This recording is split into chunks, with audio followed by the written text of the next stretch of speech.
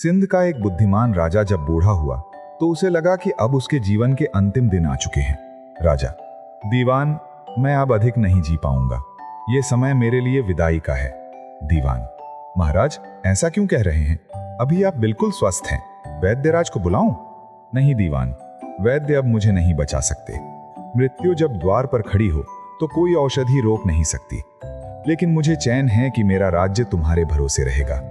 इतना कहते ही राजा ने अपने पास रखी 8 चाबियां निकाली और दीवान को देते हुए बोला, ये लो 8 चाबियां। जब तक मेरा बेटा छोटा है तुम ही राजकाज देखो, जब वो योग्य हो जाए तो 7 चाबियां उसे दे देना, पर ध्यान रहे 8वीं चाबी 5 साल तक अपने पास रखना। उसे केवल तब देना जब वो 5 साल राज कर चुका हो। दीवान, महाराज मैं आपके आदेश की रक्षा अपने जीवन से भी अधिक करूंगा। ये चाबियां मेरे लिए धरोहर नहीं बल्कि धर्म है। राजा, अब मैं निश्चिंत हूं। उसके बाद अगले दिन राजा की मृत्यु हो गई और वो संसार से विदा हो गया। राजा की मृत्यु के बाद दीवान ने राजकाज अपने हाथों में लिया। राजकुमार अभी छोटा था। वो मासूम निगाहों से दीवान की ओर देखता हुआ बोला, राजकुमार, दीवान जी, पिताजी कहाँ गए? सब लोग क्यों रो रहे हैं? दीवान, बेटा, तुम्हारे पिताजी अभी ईश्वर के घर चले गए, वहां से वे तुम्हें देख रहे हैं। तुम्हें अब बड़ा होना है और पिता की गद्दी संभालनी है। राजकुमार, क्या मैं भी पिताजी जैसा राजा बनूंगा? हाँ राजकुमार, तुम उनसे भी महान राजा बनोगे, लेकिन इसके लिए तुम्हें पढ़ना लिखना, राजनीति शास्त्र, युद्ध कला सब सीखना होगा। 18 साल बाद अब राजकुमार 20 साल का हो चुका था और वो इतने सालों में वो सारे गुण सीख चुका था जो एक राजा के अंदर होने चाहिए। दीवान, महाराज, अब ये राज्य आपका है और ये लीजिए 7 चाबियां। ये आपके खजाने और रहस्यों की कुंजी है।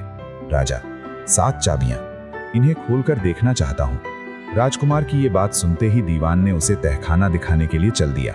उसके बाद राजकुमार ने एक एक तहखाना खोला। सोना, चांदी, हीरे, मोती, जवाहरात देखकर उसकी आंखें चौंधी आ गईं। राजा, अद्भुत, कितना धन! दीवान जी, आप सचमुच वफादार हो। आपने पिता का वचन निभाया, मैं आपका आभारी हूं। दीवान, महाराज, ये सब आपके पिता की देन है, मैं तो केवल रखवाला था। उसके बाद अगले दिन दरबार में एक चुगलखोर था जो दीवान की निष्ठा से जलता था। एक दिन उसने राजा के कान भरे। महाराज, क्या आपको पता है, महल में 8 तहखाने हैं, पर आपको 7 चाबियां ही दी गईं। 8वां तहखाना सबसे बड़ा है। क्या पता दीवान ने उसका खजाना अपने पास रख लिया हो? क्या 8वां तहखाना और चाबी मेरे पास नहीं? जी हाँ, यही सच है।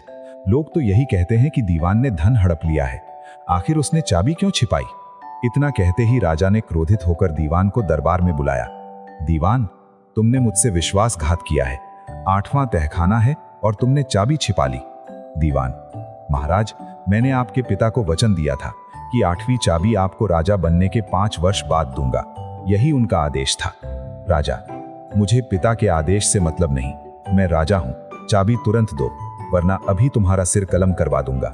दीवान, महाराज, कृपा कर धैर्य रखें, 5 बरस बाद, बस मुझे चाबी अभी चाहिए। इसी वक्त दीवान लाचार हो गया। उसने कांपते हाथों से 8वीं चाबी राजा को सौंप दी। उसके बाद वो 8वीं चाबी लेकर 8वां तहखाना खोलने चला गया। राजा, अब देखूंगा इसमें क्या छिपा है। पर जैसे ही दरवाजा पूरी तरह खुला, राजा ठिठक गया। ये क्या? यहां तो कुछ भी नहीं, ये तो बिल्कुल खाली है। चारों दीवारें सपाट थीं, न सोना, न चांदी, न हीरे मोती। राजा का चेहरा गुस्से से लाल हो गया। दीवान, सच सच बता, क्या तुमने मेरा खजाना चुरा लिया है? दीवान, महाराज, मैं कसम खाता हूं, मैंने कुछ नहीं लिया। ये तहखाना पहले से ही ऐसा था। झूठ, तुम मुझे मूर्ख बना रहे हो। इतना कहते ही राजा की नजर एक दीवार पर पड़ी। वहां एक सुंदरी का चित्र बना हुआ था। राजा, अरे ये कौन है? कैसी अनुपम सुंदरता है! इसकी आंखें, इसका चेहरा कितना मोहक है। इतना कहते ही उसकी सांसें तेज हो गईं।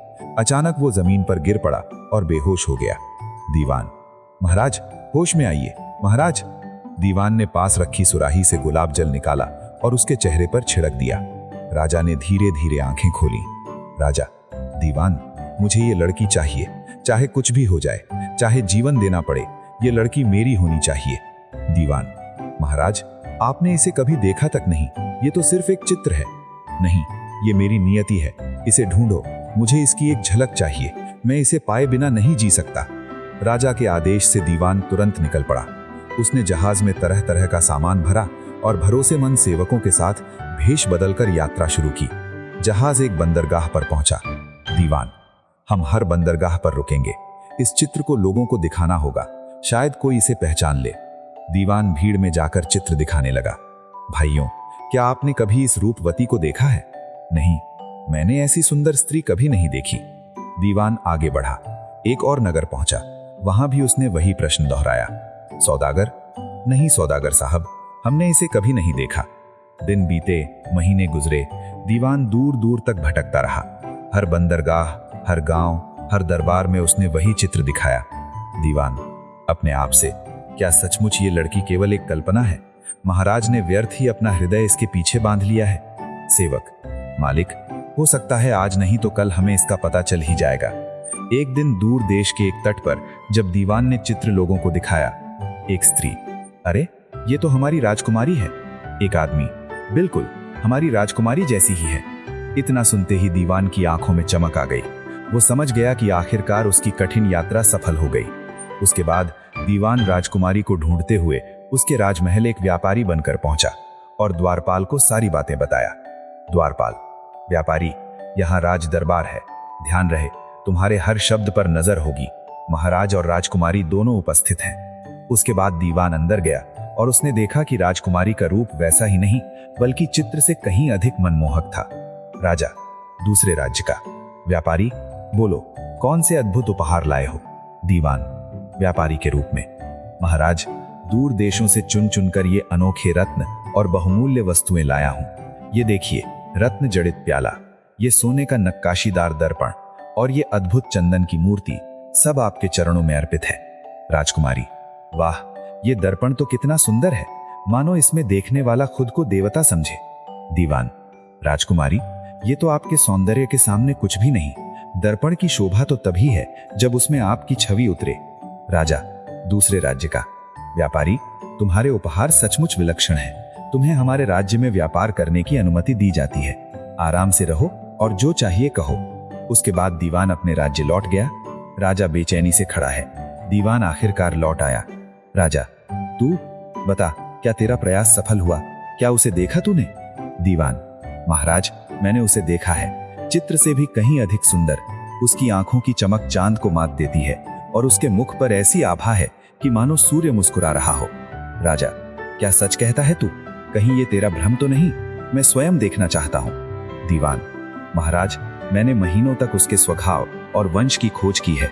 वो राजकुमारी है और उसके पिता का राज्य समुद्र के पार है। मैंने पक्का कर लिया है, वो वही है। राजा, तो फिर देर क्यों? जहाज को तुरंत तैयार करो। रत्न, सोना, चांदी, अद्भुत खिलौने सब लाद दो। मैं उसे पाने के लिए किसी भी कठिनाई से नहीं डरूंगा। इतना कहते ही जहाज पर दिन रात तैयारी होने लगी। महीनों की तैयारी के बाद जहाज समुद्र में उतरा। राजा की आंखों में सिर्फ एक ही छवि थी, चित्र की अपूर्व सुंदरी। कुछ दिन बाद दीवान राजा के महल में पहुंचकर बोला, महाराज, मैं पुनः आपके देश आया हूं। पिछले बरस की तरह इस बार भी व्यापार करना चाहता हूं। यदि अनुमति दें तो अपने जहाज से वस्तुएं उतारूं। राजा, व्यापारी, तुम्हारा स्वागत है। हमारे राज्य में तुम्हें अनुमति दी जाती है। आशा है इस बार भी कुछ अनोखी वस्तुएं लाए हो। उसके बाद दीवान राजकुमारी को खिलौने दिखाने के लिए उसके कमरे में गया। राजकुमारी, अरे ये शेर तो सचमुच दहाड़ रहा है और ये पंछी हवा में उड़ भी रहा है। क्या ये सब तुम्हारे देश में बनते हैं? दीवान, ये तो मामूली खिलौने हैं। हमारे जहाज पर ऐसे ऐसे अद्भुत चमत्कार हैं जिन्हें देखकर आप दंग रह जाएंगी। क्या सचमुच वहां और भी अनोखे खिलौने हैं? क्यों ना आप स्वयं चलकर देखें। इतना सुनते ही राजकुमारी दासियों के साथ जहाज पर चल पड़ती है। वहां राजा खुद स्वागत करता है। राजा, सिंध का। स्वागत है राजकुमारी, आपके आगमन से हमारा जहाज धन्य हो गया। राजकुमारी, आपके पास सचमुच अद्भुत खिलौने हैं, हर एक को देखकर मन खुश हो जाता है। राजा, राजकुमारी, ये सब आपके लिए ही है। आपके मुस्कुराने से ही इन खिलौनों की शोभा बढ़ती है। राजकुमारी और दासियां खिलौने देख ही रही थीं कि तभी अचानक मल्लाह चुपके से जहाज की रस्सी काट देता है और जहाज अब समुद्र की लहरों पर दौड़ रहा था। किनारा दूर होता जा रहा था। राजकुमारी और दासियां अभी भी खिलौनों में डूबी थीं। उन्हें जरा भी आभास नहीं हुआ कि उनका अपहरण हो चुका है। जहाज के भीतर समुद्र की लहरें गूंज रही हैं। अचानक राजकुमारी और दासियां देखती हैं कि तट अब बहुत दूर हो गया है। राजकुमारी, ये क्या हो रहा है? तट क्यों दूर जा रहा है? हम कहाँ जा रहे हैं? तुरंत जहाज रोक दो। राजा, राजकुमारी कृपया शांत हो जाइए। मैंने कोई अन्याय नहीं किया। आपका अपहरण मैंने किसी स्वार्थ या लूट के लिए नहीं किया। राजकुमारी, तो फिर किस लिए? क्या तुम्हें शर्म नहीं आती? एक स्त्री को छल से उठाकर ले जाते हो। राजा, राजकुमारी जब मैंने पहली बार आपका चित्र देखा था तभी से आप मेरे प्राणों में बस गई थी। उस चित्र ने मुझे बांध लिया। मैंने नींद खो दी, चैन खो दिया। मैंने 7 समंदर पार किए सिर्फ आपको पाने के लिए। राजकुमारी, पाने के लिए? क्या स्त्री कोई वस्तु है जो तुम पाने निकले हो?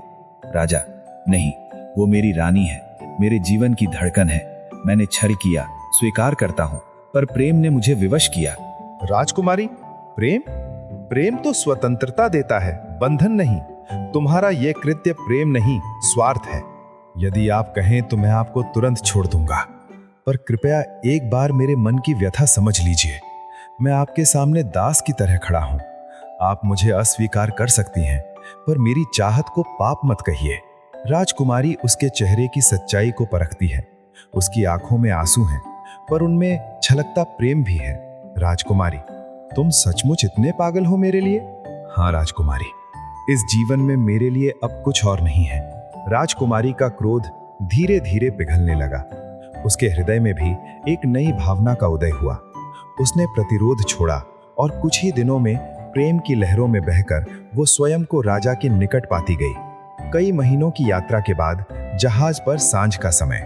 राजा और राजकुमारी जहाज की पटल पर बैठकर बातें कर रहे हैं। राजकुमारी, देखो वहां धरती दिख रही है। क्या ये तुम्हारा राज्य है? राजा, हाँ राजकुमारी, अब हम अपने घर पहुंचने ही वाले हैं, जहां आप मेरी रानी बनकर राज सिंहासन की शोभा बढ़ाएंगी। राजकुमारी, मुझे विश्वास नहीं होता।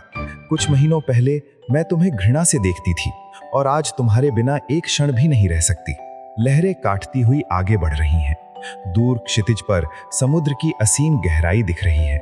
मंत्री दीवान गलही पर बैठा है। तभी पंख फड़फड़ाते हुए तोता मैना आते हैं और जंगले पर बैठ जाते हैं।